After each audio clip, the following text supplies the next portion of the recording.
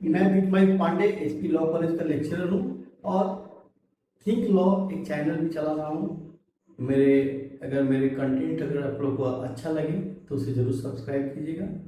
और आज आप लोगों को हम एफआईआर से लेके लास्ट जजमेंट तक बताएंगे कि क्या प्रोसेस है, कैसे एफआईआर लॉज होगा, एफआईआर जैसे लॉज होता है उसका इन्वेस्टिगेशन कैसे होगा, पुलिस जो है उसमें चार्जशीट सबमिट करती है, फिर कोर्ट कॉन्वियंस लेता है, पुलिस पेपर रिसीव होगा, चार्ज होगा, आर्गूमेंट होगा, जजमेंट होगा।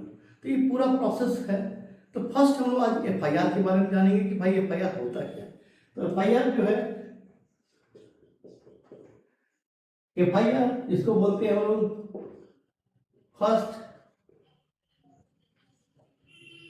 First information report. पहले हम लोग देखते थे सीआरपीसी में 154 में, बट अब जो है बीएनएसएस का सेक्शन जो है 173 में एफआईआर के बारे में दिया कि भाई एफआईआर होता क्या है। तो एफआईआर जो है जिसको बोलते हैं फर्स्ट इंफॉर्मेशन रिपोर्ट, इसको प्राथमिकी भी हम लोग बोलते हैं, प्राथमिकी होता है। तो अब है कि एफआईआर लॉज कौन करेगा। सबसे बड़ी बात है कि एफआईआर लॉज कौन करेगा। तो जो विक्टिम है, विक्टिम क्या करेगा, उस लोकल जुडिक्शन का जो थाना होगा,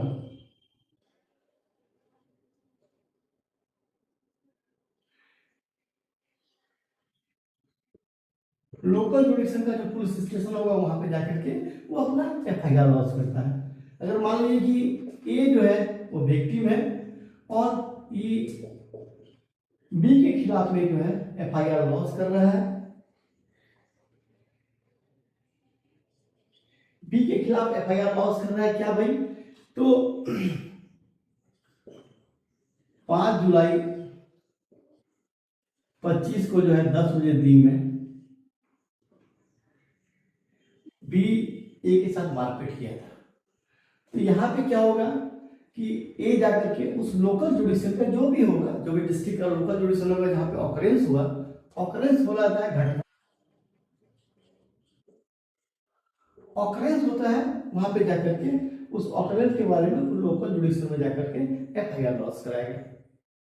तो सबसे पहले वो क्या करेगा, जाकर के अपना सारा बात बताएगा कि भाई बी मेरे साथ में 5 जुलाई को 10 बजे दिन में मारपीट किया था।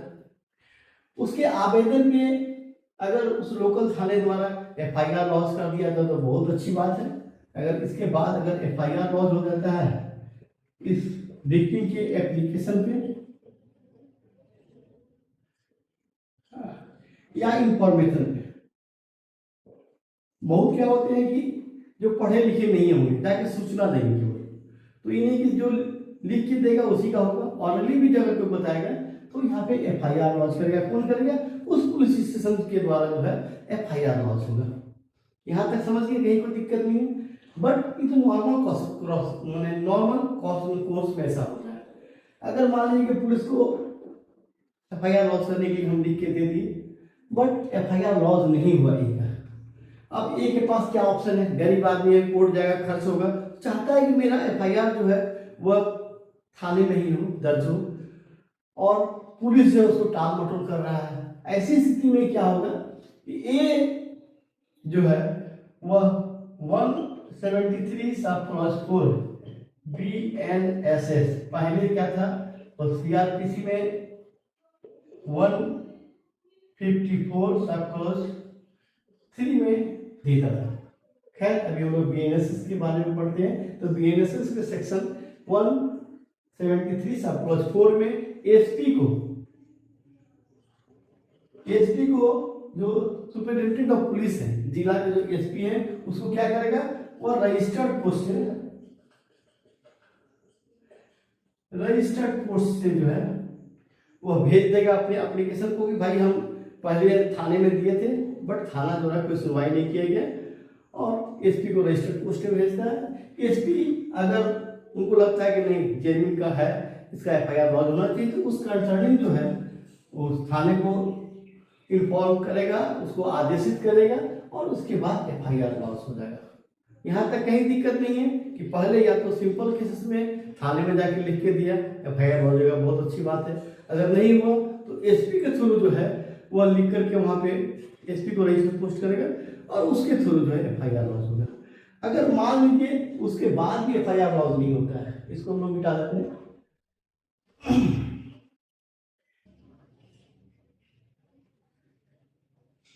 कि अगर उसके बाद भी एफआईआर लॉन्च नहीं हुआ तो 175 सब क्लॉज 4 में 175 सब क्लॉज 4 में वो जो है कंसर्निंग, अब क्या होता है कि हर जो थाना है वो अलग अलग मजिस्ट्रेट में बटा हुआ है। अगर टाउन थाने का बात है तो सीजीएम के पास जो है वह क्या करेगा, एक वहां पर भी देगा, अपना एप्लीकेशन देगा कि मेरा एफआईआर लॉन्च जो है नहीं किया गया, एफआईआर लॉन्च नहीं किया गया, पुलिस के द्वारा नहीं किया गया, पुलिस स्टेशन में नहीं किया गया। एसपी को भी रजिस्टर्ड पोस्ट देते हैं, पुलिस को भी, एसपी को भी रजिस्टर्ड पोस्ट दिए, बट उसके द्वारा एफआईआर लॉन्च नहीं किया गया, लेकिन मेरा एफआईआर लॉन्च होना चाहिए। और मजिस्ट्रेट को लगता है और सारा चीज हम लोग दिखाते हैं कि भाई हम रजिस्टर्ड पोस्ट किए, इसका ट्रैकिंग है, डिलीवर हो गया एसपी को, 7 दिन के बाद कोर्ट आ रहे हैं, बट कहीं कोई जो है उसके खिलाफ में बी के खिलाफ में एफआईआर लॉन्च नहीं हो रहा है, ये विक्टिम है, एक्यूज है, ठीक है। और ये क्या करेगा, मजिस्ट्रेट जो है उस लोकल थाने को इन्फॉर्म करेगा कि भाई आप उसको इन्वेस्टिगेट करिए और इंस्टीट्यूट कीजिए एफआईआर।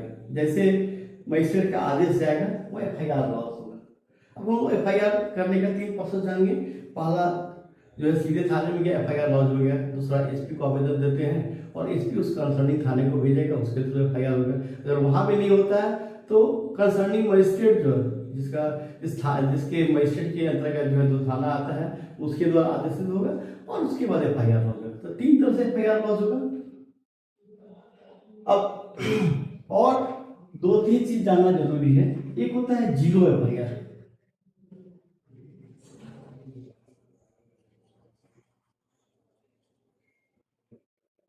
कभी कभी देखिएगा कि कोई मर्डर करके किसी के लाश को फेंक दिया गया कहीं पे और रिकवर होता है, तो सबसे पहले वहां पे जीरो एफआईआर लॉन्च होता है और बाद में इन्वेस्टिगेट होता है कि भाई इसका जो है वो पटना का आदमी है और वहां उसका जो है सारा चलेगा। वहां पे ट्रेसिंग, वहां पर भी मिसिंग का बात आया था और ये जीरो एफआईआर जो है उस थाने में जाके चला जाएगा। तो जीरो एफआईआर कहीं पर भी इंस्टीट्यूट हो सकता है बट प्रॉपर जगह में चला जाएगा। अब हम लोग जान गए एफआईआर के बारे में कि एफआईआर कैसे होता है, और 2-3 चीज और जानना है हम लोग को कि जैसे एफआईआर लॉन्च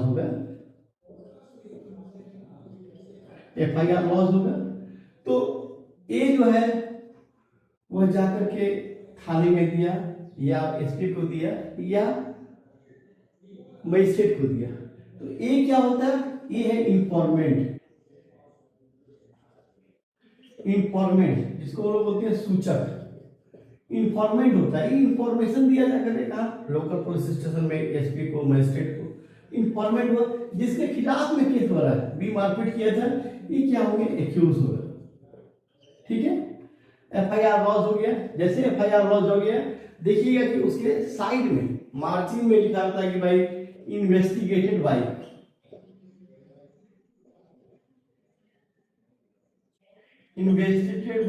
और यहीं पे दिया रहेगा एसआई या एएसआई।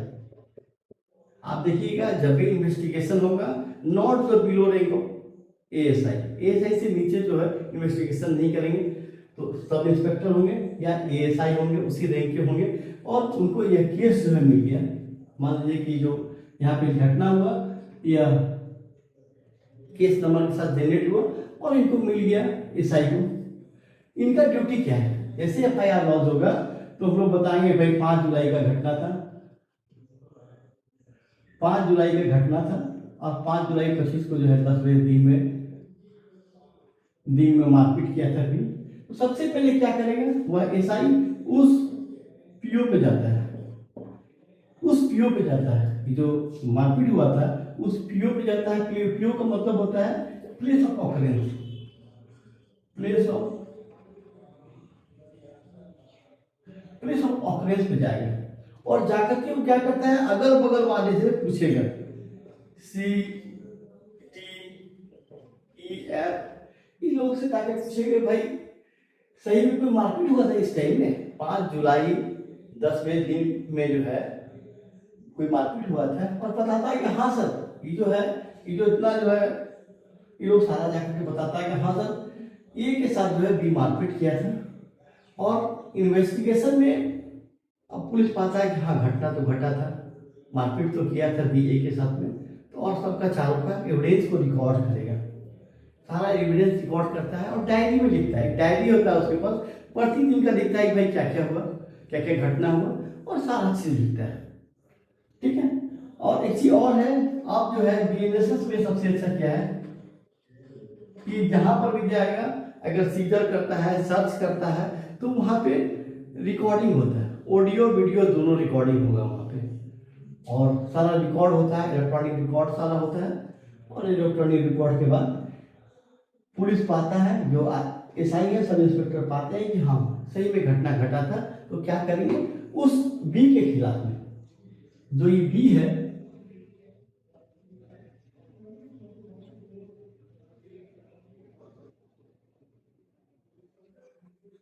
जो ये बी है, जो एक्यूज है, इसके खिलाफ में क्या करेंगे, वो चार्जशीट सबमिट करते हैं, चार्जशीट सबमिट करते हैं।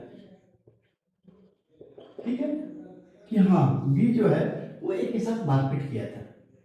जैसे कोर्ट में चार्जशीट सबमिट होता है, अब पुलिस का काम यहीं पे खत्म हो जाता है। पुलिस को अब आगे कुछ करना नहीं है, जो भी सारा जो है एविडेंस को कलेक्ट किया वो सारा चीज डायरी और चार्जशीट साथ में कोर्ट में जमा कर देता है। कोर्ट में जमा कर दिए इसके द्वारा, आईओ के द्वारा, आईओ जो है उसमें जमा हो गया। अब चार्जशीट जैसे जमा होता है, अब यहां से कोर्ट का काम शुरू हो जाता है। यहां से अब कोर्ट सारा काम करेगा। क्या करेगा, तो इस चार्जशीट में जो है, चार्जशीट के साथ एक डायरी भी होता है, चार्जशीट के साथ एक डायरी भी होता है, चार्जशीट के साथ डायरी भी होता है। और ये सारा चीज जो है कोर्ट में जमा होने के बाद कोर्ट क्या करता है, कॉग्निजेंस लेता है, संज्ञान लेता है। किसके खिलाफ में, उस बी के खिलाफ में, बी के खिलाफ में कोर्ट संज्ञान लेता है। तो यह है कि अच्छा कंडीशन रहा तो यहां तक आएगा। अगर मान लीजिए कि जैसे एसआई जो है वो केस मिला, वो गया पीओ पे, और पीओ पे जाता है, पूछता है सी डी ई से पूछता है, सी सी डी ई से पूछता है कि भाई ऐसे कोई घटना घटा था, नहीं सर कोई घटना नहीं घटा था। और वहां पे क्या करता है एसआई, इस केस में फाइनल फॉर्म जमा कर देता है कि केस जो है ये गलत किया था। पहले स्थिति में क्या है, पुलिस जाता है, जाकर के अगल बगल बताता है कि हाँ सही में घटना घटा था, तो चार्जशीट सबमिट करेगा और डायरी साथ में रहेगा, जमा कर देगा। बट यहाँ पे क्या होता है, सेकंड कंडीशन में क्या होता है, जब उस पीओ पे जाता है, उस प्लेस ऑफ ऑकरेंस पे जाता है, तो देखता है कि नहीं ऐसा कोई घटना घटित ही नहीं हुआ था। अगर वाला बोला कि नहीं हम तो सब यहाँ पे थे, 10वें दिन में कोई घटना नहीं घटित हुआ था, वह क्या करता है, वो जो एसआई है, एसआई करते हैं वहां पे उस केस में फाइनल फॉर्म जमा कर देते हैं। अब केस वही क्लोज हो गया। बट पहले वाले कंडीशन हम लोग चलते हैं कि जहाँ पे घटना सही हुआ, चार्जशीट दिया, कोर्ट कॉन्विनियंस लिया, और कॉन्विनियंस लेने के बाद अब एक्यूज को, जो एक्यूज है इसको पुलिस पेपर रिसीव कराया जाता है। पुलिस पेपर होगा कि भाई पुलिस पेपर में क्या क्या चीज आता है, तो ये जो चार्जशीट हुआ, chargesheet diary, chargesheet diary, FIR, ये सारा चीज जो है उसको दिया जाता है ए को कि आप बचाव कीजिए, ताकि पुलिस आपके खिलाफ में चार्जशीट दे दिया, कोर्ट का ऑर्डिनेंस ले लिया, आपको डिफेंस करना है, अपने आप को बचाना है, इसलिए उसको पुलिस पेपर देता है, वो भी फ्री ऑफ कॉस्ट में, फ्री ऑफ कॉस्ट में उसको ये सब सारा चीज जो है सप्लाई किया जाता है। और सप्लाई कैसे कर दिया जाएगा, जैसे पुलिस उसको सप्लाई कर देता है। अब कोर्ट उस केस में दो स्थिति होगा, एक्यूज जो है वो डिस्चार्ज का पिटीशन देता है कि नहीं ऐसा कोई घटना नहीं घटा था, बी के खिलाफ में हम पहले केस किए थे, इसलिए बी जो है बी जाकर के कहता है कि भाई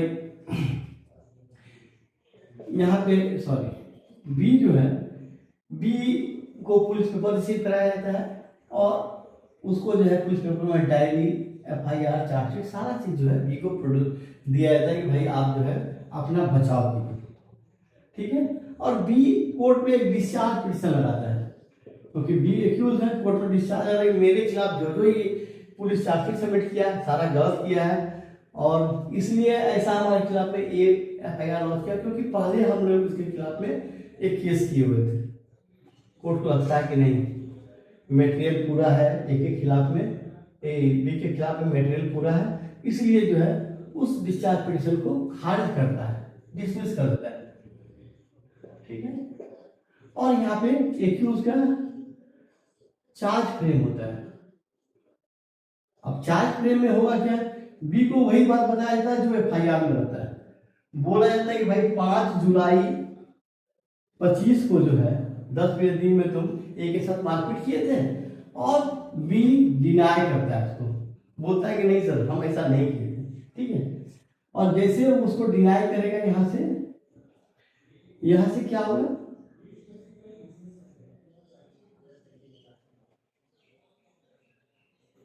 डिनाई करेगा, ठीक है। डिनाई किया तो यहाँ पे केस चला जाता है एविडेंस में, केस चला जाता है एविडेंस में। अब एविडेंस किसका किसका होता है, तो पहले होता है प्रोसिक्यूशन का, ठीक है, दूसरा होता है डिफेंस। अब प्रोसिक्यूशन का ड्यूटी क्या है, प्रोसिक्यूशन क्यों जरूरी है, तो ये जो देखते हैं लॉ जो बनाया गया है, पहले IPC बनाया गया था, अभी BNSS बनाया गया है या BNS बनाया गया है, तो इस सारा जो है गवर्नमेंट को बनाया गया, जो गवर्नमेंट एक नियम बनाया है, इसका अगर आप विरोध किया, इसका आप जो है वायोलेशन कीजिएगा तो आपको पनिशमेंट मिलेगा। पनिशमेंट दिलाने का काम स्टेट का है, स्टेट लॉ बनाया तो स्टेट का काम क्या है, पनिशमेंट दिलाना, ठीक है। और वहां पे उसके साइड से प्रोसिक्यूशन होते हैं, जिसमें बोलते हैं लोक अभियोजक या सहायक लोक अभियोजक, ये जो है प्रोसिक्यूशन है। तो प्रोसिक्यूशन का ड्यूटी है कि भाई बी को सजा दिला दे, और डिफेंस बचाव पक्ष के जो अधिवक्ता होते हैं वो चाहते हैं कि हम उसको एक्यूटल करा दें। दोनों का एविडेंस होने के बाद कोर्ट जो है केस को आर्गुमेंट पे ले जाता है कि भाई दोनों पक्ष अपना अपना गवाह दे दीजिए, और जब गवाह खत्म हो जाता है तो उसके बाद केस चला जाता है आर्गुमेंट, बहस इसको बोलते हैं। बहस पहले प्रोसिक्यूशन का होगा, फिर डिफेंस का होता है, और दोनों पक्षों के आर्गुमेंट को सुनने के बाद कोर्ट जो है डिसाइड करता है कि क्या करना है। क्या करना है, दो काम करेगा, या तो वह एक्यूटल करेगा, रिहा करेगा, या कन्विक्शन करता है, सजा करता है। तो पूरा प्रोसेस केस में ही होगा, लास्ट में या तो एक्यूटल करेगा, अगर साक्ष्य नहीं मिलता है तो क्या करेगा, एक्यूटल करेगा, अगर साक्ष्य मिलता है तो सजा करेगा। और बेनिफिट ऑफ डाउट जो है पूरा एक्यूज करता है। कैसे हम लोग क्रिकेट में देखते हैं कि बैट्समैन को बेनिफिट ऑफ डाउट मिलता है, उसी तरह से यहाँ पे एक्यूज को मिलता है। तो आज हम लोग पूरा प्रोसेस को समझे कि कैसे FIR लॉन्च होगा। अगर FIR लॉन्च नहीं कर रहा है पुलिस तो हम SP को लिख के देंगे, और SP पे कुछ नहीं कर रहा तो मजिस्ट्रेट कंसर्निंग मजिस्ट्रेट होगा, उसको FIR लॉन्च करने के लिए देंगे आवेदन, और उसके थ्रू FIR लॉन्च होगा। जब FIR लॉन्च होगा तो सबसे पहले उसमें IO होंगे जो इन्वेस्टिगेटिव ऑफिसर होंगे। IO क्या करेंगे कि उस PO पे जाएंगे, प्लेस ऑफ ऑकरेंस पे जाएंगे, और जाकर के अगर वाले से पूछेंगे भाई 5 जुलाई का घटना है, अगर बोलेगा कि हाँ 5 जुलाई को मारपीट हुआ था, ये जो है A के साथ में B मारपीट किया था, तो वहाँ पे वो जो IO है वह चार्जशीट जमा करेगा। अगर ऐसा कोई घटना नहीं कर रहा था तो क्या करेगा, फाइनल फॉर्म जमा करेगा, और जैसे चार्जशीट फाइनल फॉर्म जमा किया केस वहीं खत्म हो गया। और यहाँ पे सेकंड और पहले वाले पोजीशन में क्या है कि जैसे चार्जशीट जमा होगा कोर्ट वहाँ पे कॉन्वेनियंस लेगा और ये जो है बी को पुलिस पेपर, उसको चार्जशीट, डायरी, सारा चीज को रिसीव फ्री ऑफ कॉस्ट दिया जाएगा कि भाई आप अपने डिफेंस कीजिए। और जब पुलिस को रिसीव होगा तो चार्ज फ्रेम होता है, उसको बताया दे भाई आपके खिलाफ में ऐसे ऐसे एलिगेशन है, उसको डिनाई करता है, डिनाई नहीं करे तो वहीं उसको सजा हो जाएगा। तो जनरली लोग डिनाई करता है और डिनाई करने के बाद फिर कोर्ट जो है बोलता है प्रोसिक्यूशन को भाई आप एविडेंस को लाइए, तो चार्जशीट विटनेस था क्योंकि तो डिनाई कर रहा है। और इसी स्थिति में क्या होगा कि प्रोसिक्यूशन अपना जो है प्रोसिक्यूशन में पीपी एपीपी लोग जो है सारा एविडेंस को कोर्ट में प्रोड्यूस करेंगे। मान लीजिए उसके बाद मारपीट हुआ था, इंजरी रिपोर्ट था, डॉक्टर आके प्रूव करता है, तो सारा चीज होता है। डिफेंस में जो है वो बी दिखाता है कि ए के खिलाफ में हम 2 साल पहले केस किए थे, झूठा हमने केस कर दिया, तो डिफेंस विटनेस भी अपना प्रोड्यूस करता है और दोनों पक्ष का आर्गुमेंट होगा। और आर्गुमेंट के बाद जो है लास्ट में जजमेंट होता है। जजमेंट क्या होगा, या तो एक्यूटल होगा या कन्विक्शन होगा। तो ये पूरा जो है प्रोसेस है केसेस का, हर केसेस का, चाहे वह सेशंस केस हो या वारंट केस हो या समन केस हो या समरी केस हो, सारा केसेस में यही प्रोसेस है। और अगर आपको ये वीडियो पसंद आया तो प्लीज़ इसको जो है लाइक कीजिए, सब्सक्राइब कीजिए, जिससे मेरा भी मनोबल बढ़े। Thank you.